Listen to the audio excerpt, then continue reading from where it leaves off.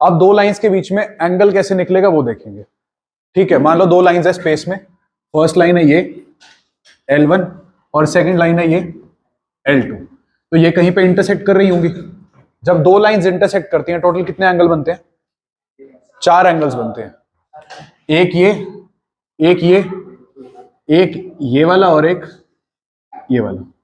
4 angles में से ये आमने सामने वाला एंगल क्या होते हैं? इक्वल, और ये वाले क्या होते हैं? इक्वल।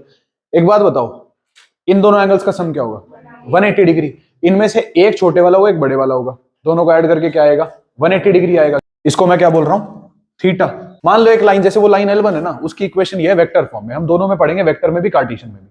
वेक्टर फॉर्म में लाइन L1 की इक्वेशन है R equals to A1 vector plus lambda B1 vector. तो यहां A1 वेक्टर क्या होगा?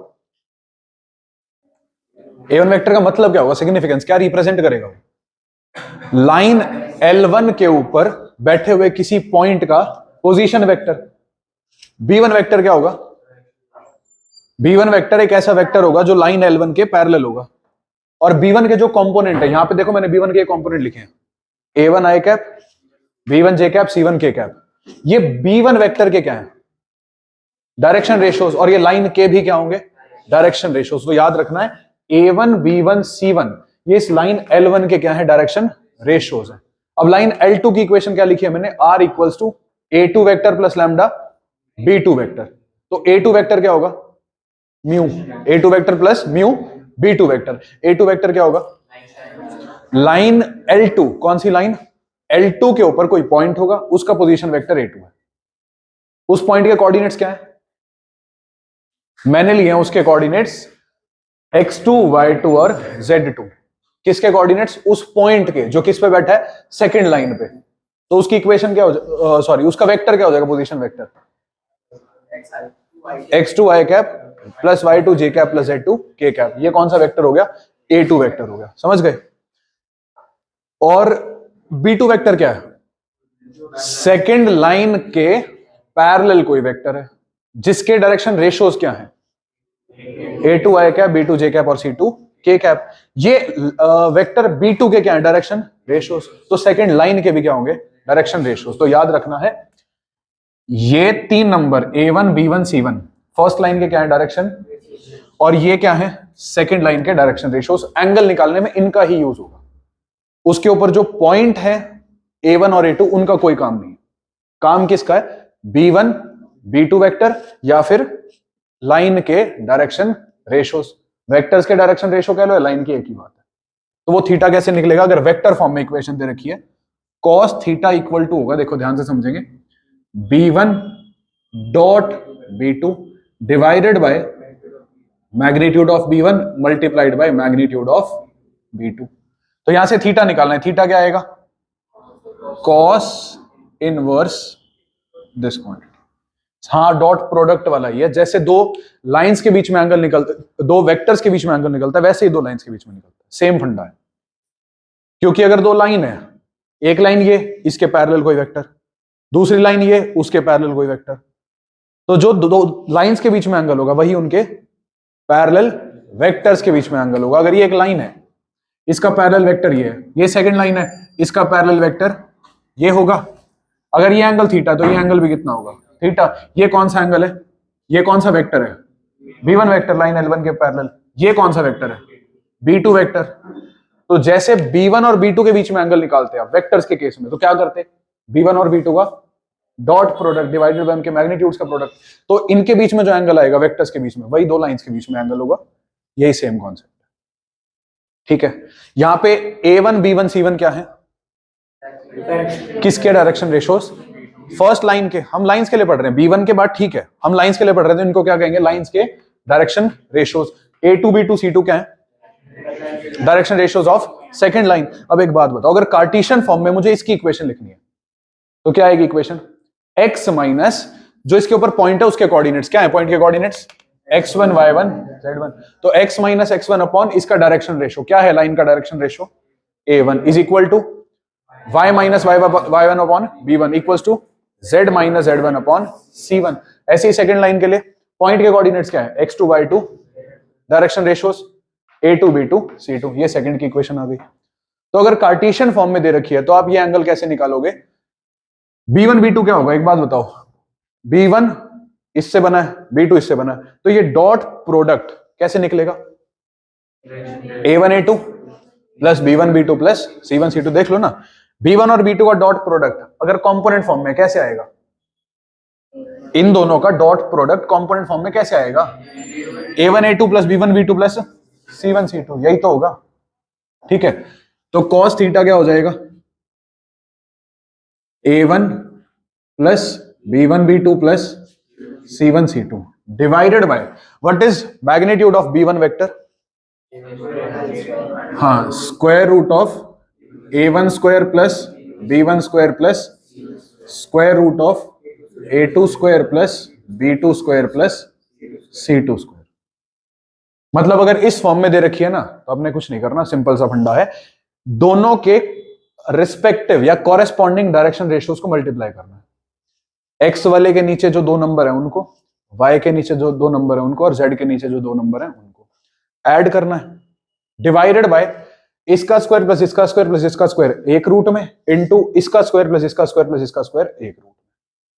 मतलब this into this, this into this, this into this, इनका सम ऊपर, इनके स्क्वायर्स का सम रूट में नीचे, यहां से आ जाएगा। तो थीटा क्या आएगा? कॉस इनवर्स ये पूरी क्वांटिटी। ठीक है, ये दो फॉर्मूले हैं जो आपको फॉर्म गिवन हो उससे अप्लाई कर सकते हो। अगर आप कार्टेशियन फॉर्म में करोगे तो ये फॉर्मूला यूज करना है, वेक्टर फॉर्म में करोगे तो ये formula. Example number 9, find the angle between these two lines. कौन सी फॉर्म है? Vector form. तो पहले B1 और B2 वेक्टर पहचानो। वंशिका बताइए B1 वेक्टर क्या होगा?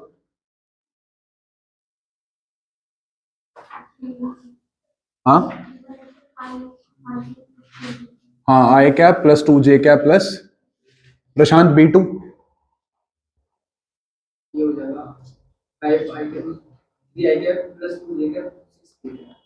दोनों नहीं, पहले गलत बोला फिर सही बोला। तो थीटा क्या आएगा? Cos inverse B1 vector dot divided by magnitude of B1 vector magnitude of B2 vector. बताइए एक बार ईमानिक, B1 dot B2 1 into 3 plus 2 into 2 4, 2 into 6 12, कितना आ गया? 19 डिवाइडेड बाय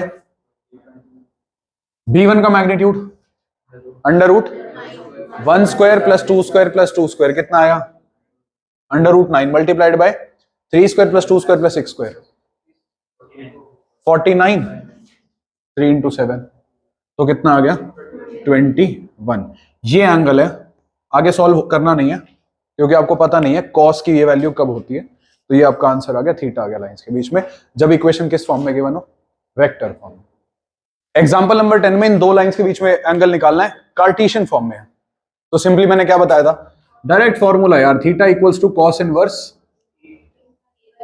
3 इंटू 1, फॉर्मूला लिखना है, मैं डायरेक्ट करा रहा हूं। 3 into 1 3 plus 5 plus divided by square root of 3 square plus 5 square plus 4 square, कितना आया? 9 प्लस 25 34 प्लस 16 50 आ गया, रूट 50 मल्टीप्लाइड बाय रूट 6। चलो और सिंप्लीफाई करते हैं इसको।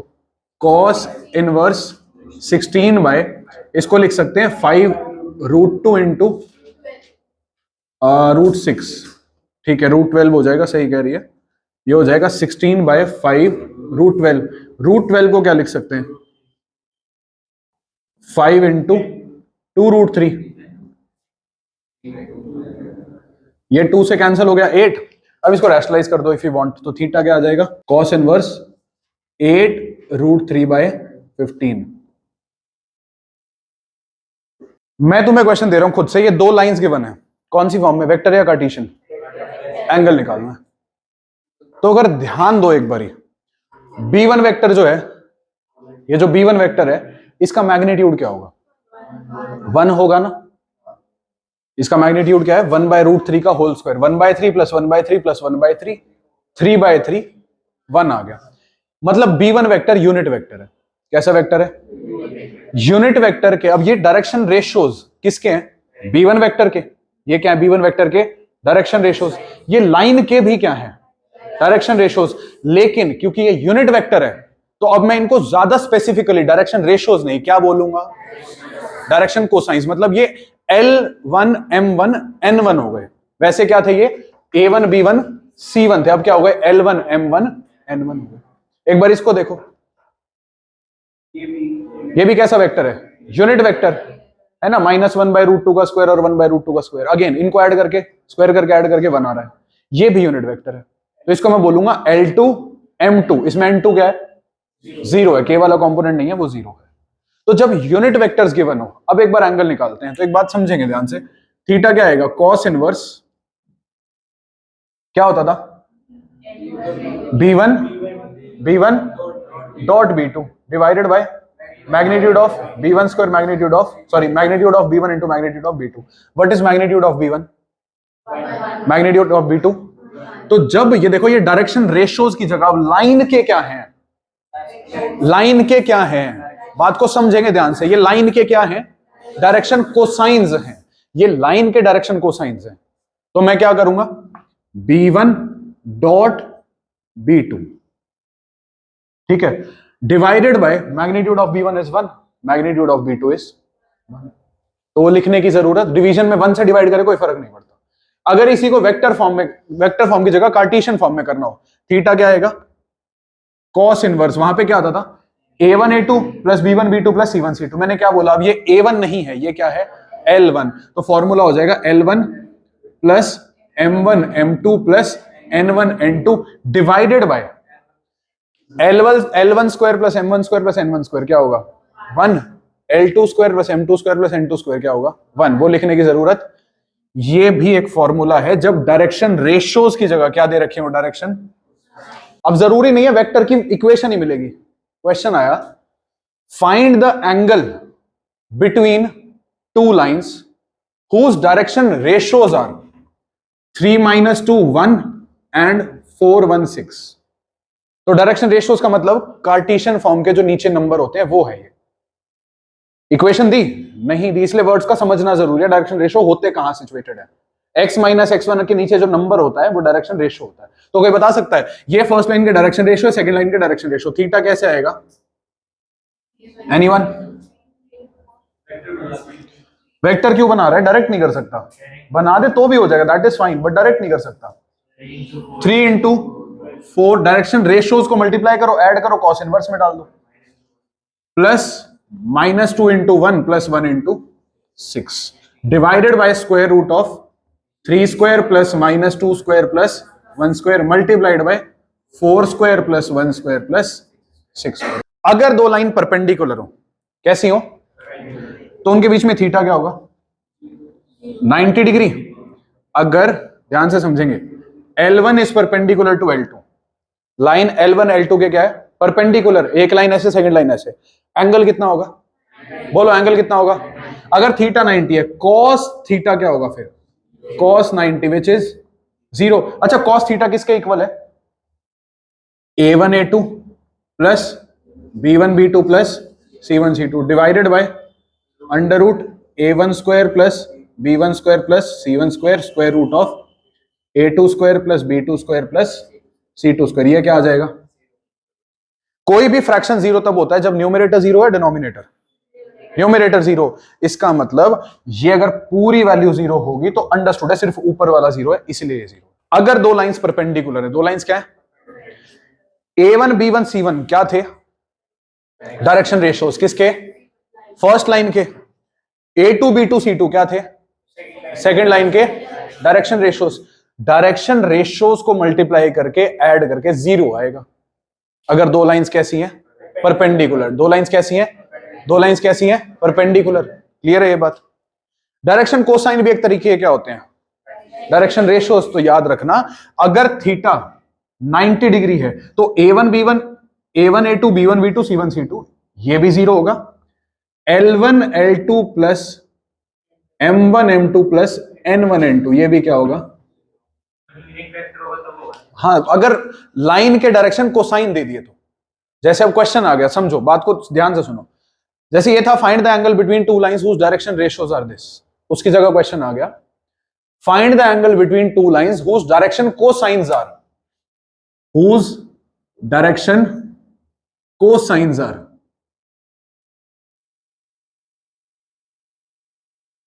ऐसा क्वेश्चन आ गया तो तुम डायरेक्शन कोसाइंस को भी तो यूज कर सकते हो एंगल निकालने के लिए।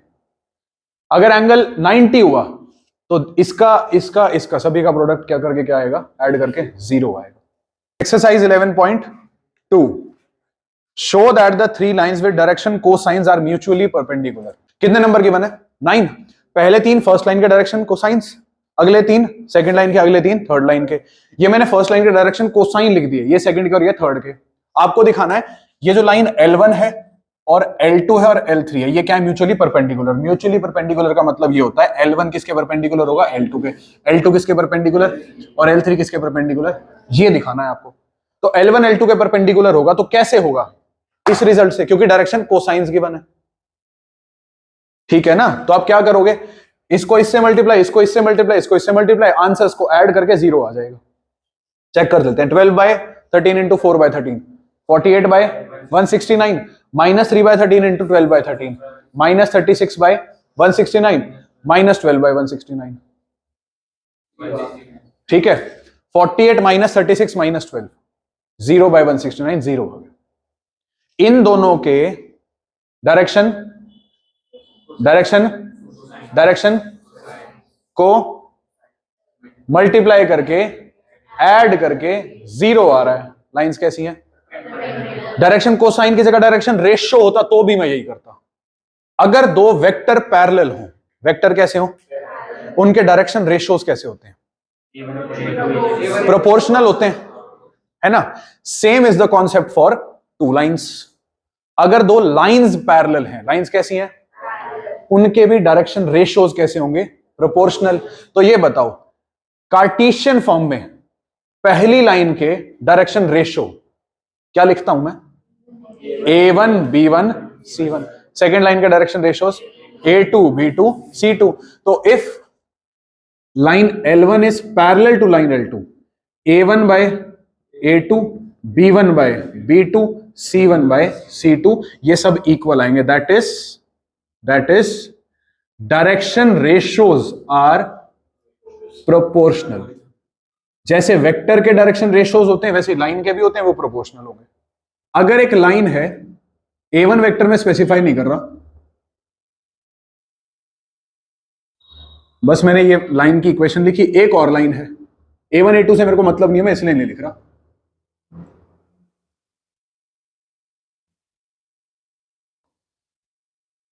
क्या ये दोनों लाइंस, मैंने तो आपको किसके लिए बताया, पैरेलल लाइंस का कैसे पता चलेगा? कौन सी फॉर्म से? कार्टेशियन फॉर्म से। वहां देख के बताना क्या ये दो लाइंस पैरेलल हैं। अगर कार्टेशियन फॉर्म में A1 B1 C1 direction ratios होते हैं तो यहां कौन होते हैं? वो ये 3 नंबर। तो क्या करेंगे? 2 बाय माइनस 3 बाय 4 बाय, सभी में आंसर। नेक्स्ट टॉपिक है distance between two lines. Distance between, shortest distance in fact. वहां ना दो केस हैं, जब दो स्क्यू लाइंस हैं और दो पैरेलल लाइंस हैं। इसीलिए मैं कॉन्सेप्ट पढ़ा रहा हूं। ये दोनों लाइंस कैसी हैं? पैरेलल। अगर मैं इसमें से -2 कॉमन ले लूं, क्या कॉमन ले लूं? -2 कॉमन लेते ही यहां क्या हो जाएगा? -2 म्यू। बताना अंदर क्या बचेगा? -4 में से -2 कॉमन आया, 2, यहां से -3 और यहां से। इसका मतलब ध्यान रखना, अगर वेक्टर फॉर्म है, कौन सी फॉर्म है? कौन सी फॉर्म है? कौन सी फॉर्म है? दो लाइंस पैरेलल है, लाइंस कैसी हैं? तो मैं किसी एक लैम्डा और म्यू के साथ जो वेक्टर्स है, किसी एक में से कुछ कॉमन लेके दूसरे वाले के बिल्कुल एग्जैक्ट कॉपी बना सकता हूं। ये बनाना पड़ेगा, तभी क्या आएगा? Shortest distance between to parallel lines. वहां ये यूज होगा, इसलिए मैंने अब कनेक्ट करा है उसको। Question number 2, show that the line through the points is perpendicular to the line through the points. दो लाइंस को परपेंडिकुलर दिखाना है। डायरेक्शन रेशियोज निकालने ज्यादा इजी होते हैं, डायरेक्शन कोसाइंस। पहले डायरेक्शन क्या निकालते हैं? Direction ratios. उनको किससे डिवाइड करते हैं? मैग्नीट्यूड से, फिर आते हैं डायरेक्शन कोसाइन। पहले आसान है डायरेक्शन रेशियो निकालने। लाइन के ऊपर 2 पॉइंट दे रखे हैं। अगर आपको दो लाइंस को परपेंडिकुलर दिखाना है तो सिर्फ इतना दिखा दो, A1 A2 plus is equal to A1 B1 C1 क्या है? पहली लाइन के डायरेक्शन, लाइन के ऊपर 2 पॉइंट दे दिए, क्या दे दिए? 2। डायरेक्शन रेशियोज कैसे आएंगे? सिर्फ कोऑर्डिनेट्स को माइनस कर दो, तो डायरेक्शन रेशियोज ऑफ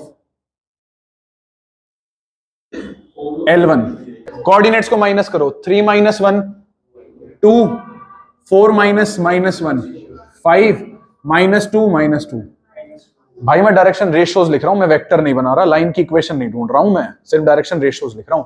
ये आ गया A1 B1 और C1, direction ratios of L2 3 to 4। ठीक है, ये A2 B2 C2 है।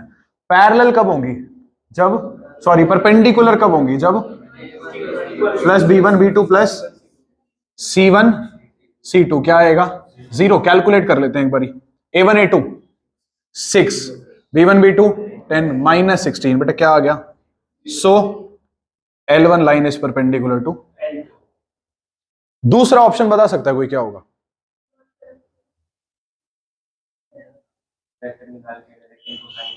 दूसरा ऑप्शन क्या हो सकता है?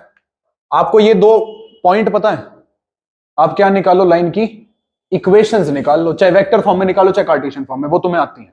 लाइन की इक्वेशन निकाल के वहां से A1 B1 C1 A2 B2 C2 वहां से उठा लो। ज्यादा बेटर कौन सा है? पहले मैं इक्वेशन निकालूं, उसमें से निकालूं, या डायरेक्ट कोऑर्डिनेट्स को माइनस करके डायरेक्शन रेशियो आ रहे हैं। Question number 3, show that the lines through the points, line through the points is parallel to the line through the points. पहले डायरेक्शन रेशियोज निकालेंगे, ऐसे ही उनको क्या दिखा देंगे अब?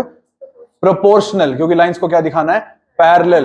अब आ जाओ, क्वेश्चन नंबर 4 से लेकर 9 तक मैंने तुम्हें होमवर्क दे दिया था, ठीक है। क्वेश्चन नंबर 10 पे आओ। Find the angle between the following pairs of lines. First line कौन सी फॉर्म में है? वेक्टर। सेकंड भी आ जाएगा एंगल, सेकंड पार्ट भी हो जाएगा। 11th question, find the angle between the following pairs of lines, हो जाएगा।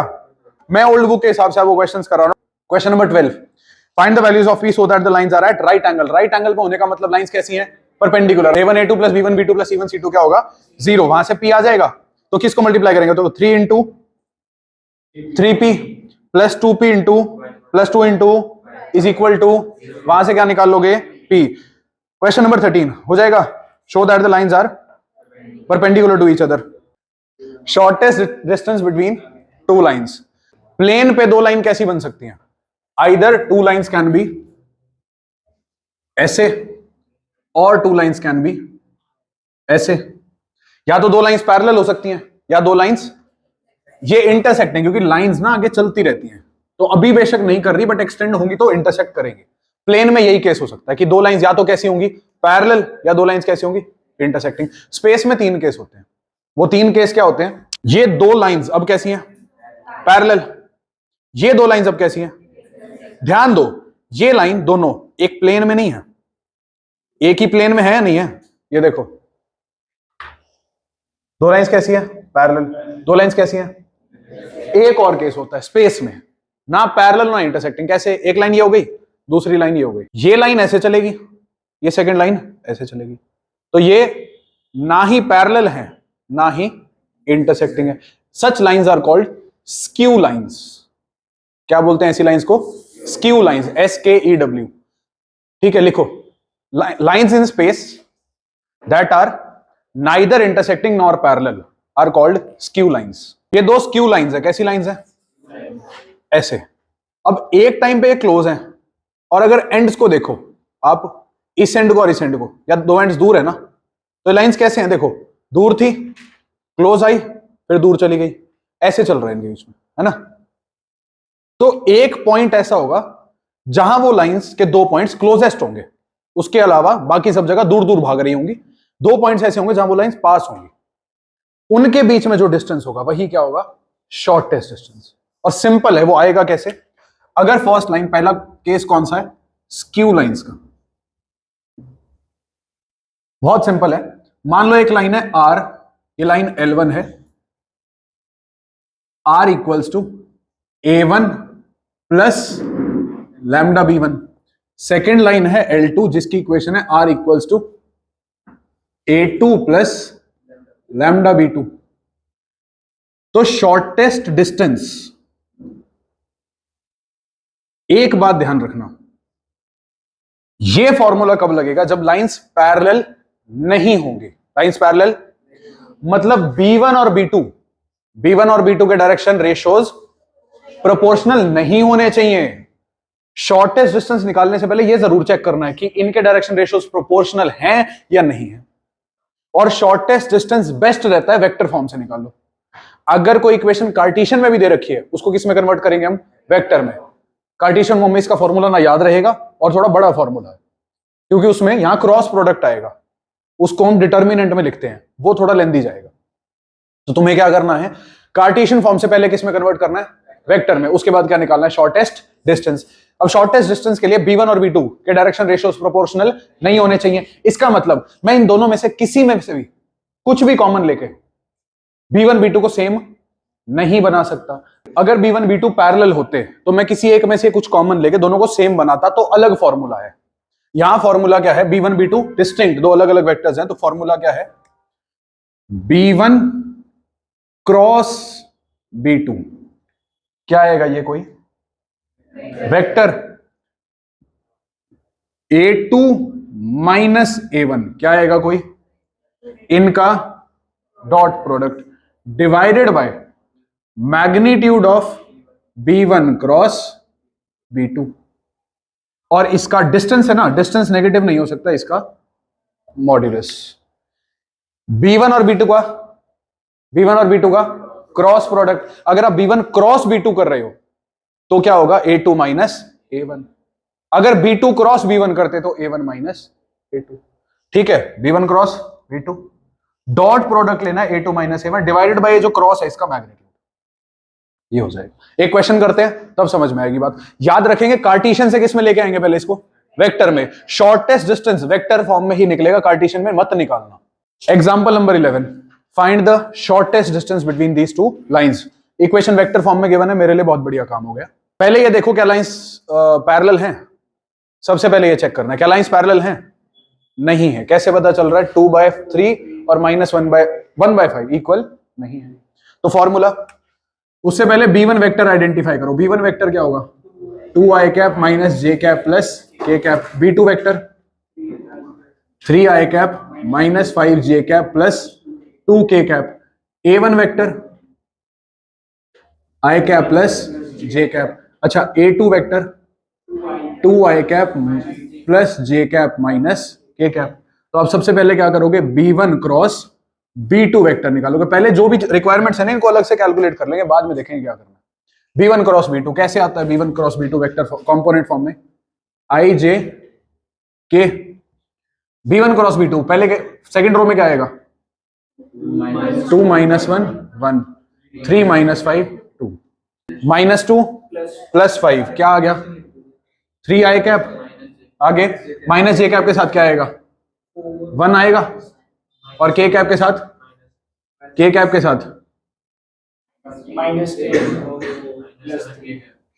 ठीक है, ये कौन सा वेक्टर आ गया?